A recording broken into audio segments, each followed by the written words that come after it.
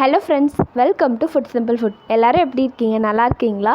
ரொம்ப நாளைக்கு அப்புறம் உங்களெல்லாம் பார்க்குறதுல ரொம்பவே சந்தோஷம். இன்றைக்கி நம்ம என்ன ரெசிபி பார்க்க போகிறோம் அப்படின்னா, ஒரு மீன் வறுவல்.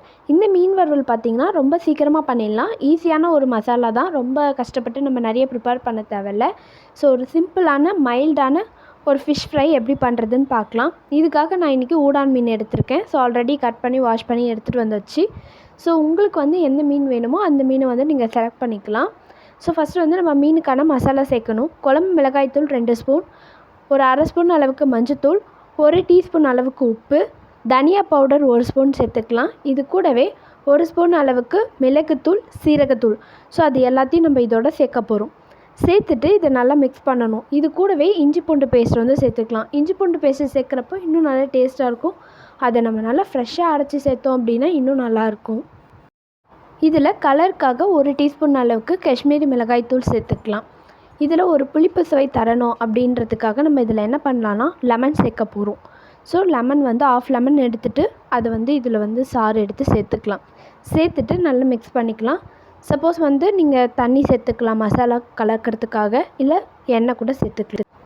சேர்த்து நல்லா கலந்து இந்த மாதிரி ரெடி பண்ணி வச்சிடலாம். இப்போ வந்து நம்ம மீன் எடுத்துக்கலாம். மீனில் பார்த்திங்கன்னா இந்த மாதிரி ஒரு கோடு வந்து போட்டுக்கலாம். ஏன் சொல்கிறேன்னா, இந்த மாதிரி ஒரு கீரல் போடுறப்ப மீனில் வந்து மசாலாலாம் வந்து உள்ளே நல்லா சேர்ந்து நல்ல ஒரு டேஸ்ட்டாக இருக்கும். மீனுக்கு தேவையான உப்பு, காரம் எல்லாமே வந்து அது கூட நல்லா பிடிச்சிக்கும். ஸோ அப்போ சாப்பிட்றப்ப பார்த்திங்கன்னா அந்த மசாலா, அந்த உப்பு, காரம் எல்லாமே ஒரு நல்ல டேஸ்ட்டாக தெரியும். ஸோ அதுக்காக வந்து நம்ம எப்போ மீன் வறுத்தாலும் இந்த மாதிரி பண்ணலாம். குட்டி குட்டி ஃபிஷ்னால் நம்ம பண்ண தேவையில்ல. கொஞ்சம் பெரிய ஃபிஷ்ஷாக எடுக்கிறோம், இல்லை கொஞ்சம் அகலமான ஃபிஷ் எடுக்கிறோம் அப்படின்னும் போது நம்ம இந்த மாதிரி வந்து பண்ணுறப்போ அதில் உப்பு, காரம் எல்லாமே வந்து சேர்ந்து ரொம்ப நல்லாயிருக்கும். ஸோ அதுக்காக தான் நம்ம இந்த மாதிரி வந்து ஒரு கீரல் சேர்த்து பண்ணுறோம். இதே மாதிரி நம்ம சிக்கனுக்குமே வந்து லெக் பீஸில் இந்த மாதிரி கீரல் போட்டோம் அப்படின்னா நம்ம ஃப்ரை பண்ணுறப்போ அந்த மசாலாலாம் நல்லா போயிடும். நல்லா வந்து சீக்கிரமாக வெந்துடும். உள்ளே இருக்க பொருள் நல்லா வேகிறதுக்கு நல்லாயிருக்கும். ஹெவியாக மசாலா கொடுக்குறப்ப பார்த்திங்கன்னா அது வேகிறதுக்கு கொஞ்சம் டைம் எடுக்கும். சம்டைம்ஸ் பார்த்திங்கன்னா மேலே இருக்க மசாலா வந்து வெந்துடும். உள்ளே இருக்க அந்த மீனோ கறியோ வந்து வேகாமல் இருக்கும். பிகாஸ் இதுதான் ரீசன். நம்ம வந்து இந்த மாதிரி கொடுக்குறப்போ அந்த கேப்பை வந்து அது நல்லாவே ஃபில் பண்ணிடும். ஸோ அந்த கேப்பையும் ஃபில் பண்ணுற மாதிரி சேர்த்து நம்ம மசாலா சேர்த்து நல்லா வந்து ஒரு 1/4 மணி நேரம் நம்ம வந்து ஊற வச்சுக்கலாம். இதை வந்து ஃப்ரிட்ஜில் வச்சு ஊற வச்சாலும் சரி, இல்லை வெளியில் வச்சு ஊற வச்சாலும் சரி, நம்ம வந்து இதை நல்லா ஊற வைக்கிறப்போ அந்த உப்பு காரெல்லாம் மீனோடு சேர்ந்து நல்லா கலந்துருக்கும். இதில் பார்த்தோன்னா ரொம்ப சிம்பிளான மசாலா, வீட்டில் இருக்கக்கூடிய மசாலா பொருளை பயன்படுத்தி தான் நம்ம இதை வறுக்க போகிறோம். ஸோ எக்ஸ்ட்ரா வந்து நம்ம இதுக்காக அரைக்க போகிறது கிடையாது. இன்னொரு விதமாக நம்ம பச்சை மிளகாய், கொத்தமல்லி எல்லாம் சேர்த்து அரைக்கிற மாதிரி ஒரு மீன் வறுவல் ரெசிபி நான் போட்டிருக்கேன். ஸோ அதோடைய லிங்க்கை வந்து நான் கமெண்ட்டில் பின் பண்ணுறேன், இல்லை டிஸ்கிரிப்ஷனில் வைக்கிறேன். நீங்கள் வந்து தேவைப்பட்டால் அதை நீங்கள் செக் பண்ணி பார்த்துக்கலாம். ஸோ இந்த மாதிரி வந்து நல்லா மசாலாலாம் சேர்த்ததுக்கப்புறம் இதை நான் வெயிலில் வைக்கிறேன். வெயிலில் வச்சோன்னா ரொம்ப நல்லாயிருக்கும், டேஸ்ட் வந்து நல்லாயிருக்கும். ஸோ இன்றைக்கி வந்து நம்ம ஃப்ரிட்ஜிலையோ இல்லை உள்ளேயோ க்ளோஸ் பண்ணி வைக்க போகிறதில்ல. வெயிலில் வச்சுட்டு இதை வந்து ஒரு 1/4 மணி நேரம் கழித்து நம்ம வந்து வறுத்துக்கலாம்.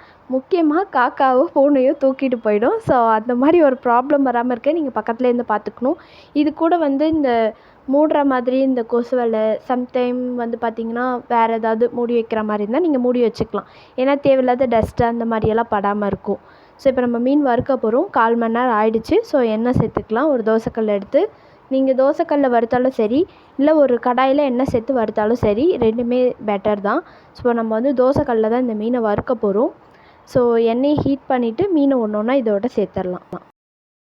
மீனை வறுக்கிறதுக்கு முன்னாடி இந்த தோசைக்கல் வந்து ஹீட் பண்ணுறது இருக்கு இல்லையா, அது வந்து ஹீட்டாக இருக்கணும்.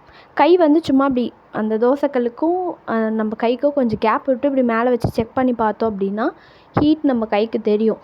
ஸோ அந்த டைமில் வந்து எண்ணெயை வந்து நம்ம சேர்த்துட்டு மீனை வந்து வச்சிடணும். மீனை வச்சதுக்கப்புறம் ஹை ஃப்ளேமில் வைக்காமல் லோ ஃப்ளேமில் வச்சு வறுத்தோம் அப்படின்னா அது ஒரு விதமான நிறம் வரும்.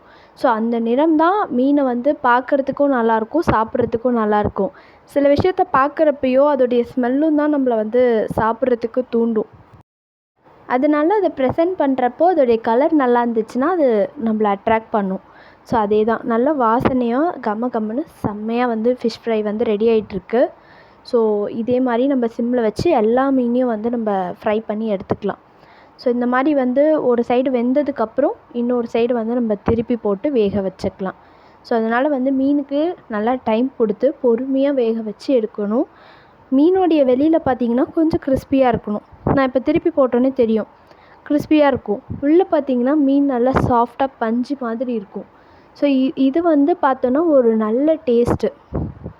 சாப்பிட்றப்போ ரொம்பவே நல்லாயிருக்கும். ஸோ நீங்கள் ட்ரை பண்ணி பாருங்கள். திரும்பியும் அதை வந்து திருப்பி போட்டதுக்கப்புறம் நம்ம அதுக்கு வேகிறதுக்கான டைம் கொடுக்கணும். தேவைப்பட்டால் நீங்கள் எண்ணெய் கொஞ்சமாக சேர்த்துக்கலாம். ஸோ நான் ஆல்ரெடி இருக்கிற எண்ணெயிலே வந்து வறுத்துட்ருக்கேன். ஸோ உங்களுக்கு தேவைப்படும் போது நீங்கள் கொஞ்சம் சேர்த்துக்கலாம். இந்த மாதிரி ஒரு ஃபிஷ்ஷும் 3, 4 அந்த மாதிரி தோசைக்கல்லுக்கு ஏற்றா போல் வச்சு நம்ம வறுத்து எடுத்துக்கலாம். ஸோ ஒரு சூப்பரான சிம்பிளான ஃபிஷ் ஃப்ரை எல்லா ஃபிஷ்லேயுமே நீங்கள் ட்ரை பண்ணலாம். ரொம்பவே சூப்பராக இருக்கும். நம்மளுடைய ஃபிஷ் ஃப்ரை ரெடி ஆகிடுச்சு. ஒரு ஃப்ரெஷ்ஷான வாழை இலை எடுத்துகிட்டு வந்து அதில் இந்த ஃபிஷ்ஷை சேர்த்துட்டேன். ஸோ இந்த வாழை இலையில் இந்த மீனோடைய ஹீட்டில் வந்து இந்த வாழை இலை நல்லா வேகும். ஸோ அதோடைய டேஸ்ட் வந்து வேறு லெவலில் இருக்கும். சொல்லவே முடியாது. நீங்கள் ட்ரை பண்ணி பார்க்குறப்ப சொல்லுங்கள். ஆல்ரெடி ட்ரை பண்ணியிருந்தீங்கன்னா கமெண்ட்ஸில் சொல்லுங்கள். இந்த வாழை இலையில் வச்சு சாப்பிட்றது அது ஒரு தனி சந்தோஷங்க. அது ரொம்ப ஒரு நல்ல ஃப்ளேவர். இன்னும் கொஞ்சம் மீன் வறுவல் அழகுபடுத்தணுன்றதுக்காக நான் வந்து ஆனியன்லாம் சேர்த்துட்டேன். சூப்பரான ஃபிஷ் ஃப்ரை ரெடி. இந்த வீடியோ உங்களுக்கு பிடிச்சினா லைக் பண்ணுங்கள், ஷேர் பண்ணுங்கள், கமெண்ட் பண்ணுங்கள், அண்ட் சப்ஸ்கிரைப் பண்ணிக்கோங்க. மறக்காமல் ட்ரை பண்ணி பாருங்கள்.